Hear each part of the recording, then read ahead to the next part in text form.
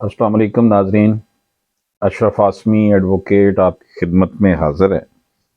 ناظرین، اللہ پاک سے دعا ہے کہ اللہ پاک ہم سب پر اپنا خاص کرم فرمائے، ہمیں آسانیاں تقسیم کرنے والا بنا دے۔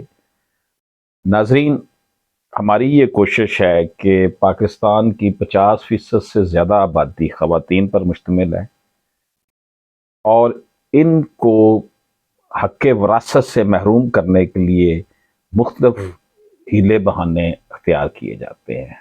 وصیت کر دی جاتی ہے، حالانکہ وصیت کی ان دی آئیز آف لا کوئی حیثیت نہیں ہے۔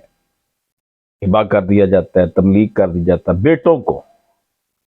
شاید ہی کبھی ہوا ہو، کوئی لاکھوں میں سے ایک کیس ہی ہو جس میں بیٹی کو ہبا کیا ہو۔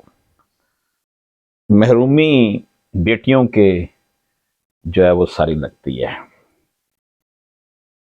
نبی پاک صلی اللہ علیہ وآلہ وسلم نے خواتین کو وہ حقوق دیے جس کا تاریخ انسانی تصور نہیں کر سکتی۔ کرسچینٹی میں، جیوز میں وراثت کا کانسیپٹ ہی نہیں ہے خواتین کا۔ اسلام نے آ کر دیا یہ کانسیپٹ، ماں کے قدموں تلے جنت قرار دے دی گئی۔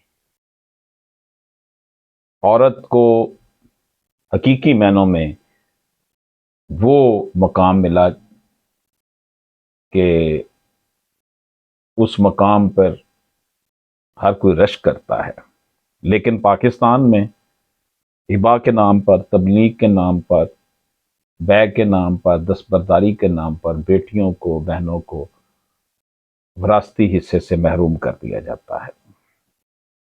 میرے سامنے ایک ججمنٹ ہے 2020 YLR 110۔ اب اس میں ناظرین اکرام، عدالت نے قرار دیا کہ مدعیہ کی بلوغت سے پہلے کیے گئے ہبا نامے کی بنا پر مدعیہ کو اس کے حق سے محروم نہیں کیا جا سکتا۔ دوسرے قانونی وارثان کے حقوق کا تعین کرنے کے لیے وصیت کا حق استعمال کرنے کی اجازت نہ دی جا سکتی ہے۔ عدالت نے خاتون کے حق میں فیصلہ دے دیا۔ اب اس میں کیا ہے جناب کہ اگر آپ کسی بیٹی کی، بہن کی، ابھی وہ نابالغہ ہے، تو آپ کسی بیٹے کو ہبا کر دیتے ہیں کہ جناب یہ ہم نے ہبا کر دیا ہے، اور وہ بیچاری محروم ہو جاتی ہے، تو اس کی اجازت نہیں دی جا سکتی، قانون یہ کہتا ہے۔ اب یہاں پر میں ایک اور بات آپ کو کروں، ایپیکس کورٹ کے لاتعداد فیصلے ہیں جن کی ویڈیوز آپ میرے ادھر یوٹیوب چینل پر دیکھ سکتے ہیں کہ ہبا کے نام پر آپ کسی کو کسی کے وراثتی حق سے محروم نہیں کر سکتے۔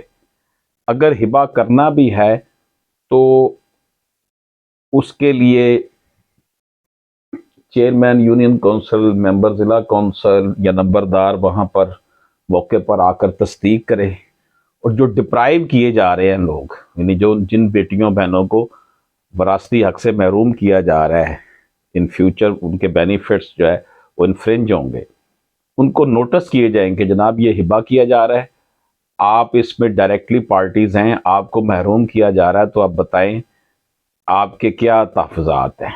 ان کو بلایا جائے گا، وہ آ کر پھر بتائیں کہ جناب یہ تو ہمارے بینیفٹس کو ختم کیا جا رہا ہے۔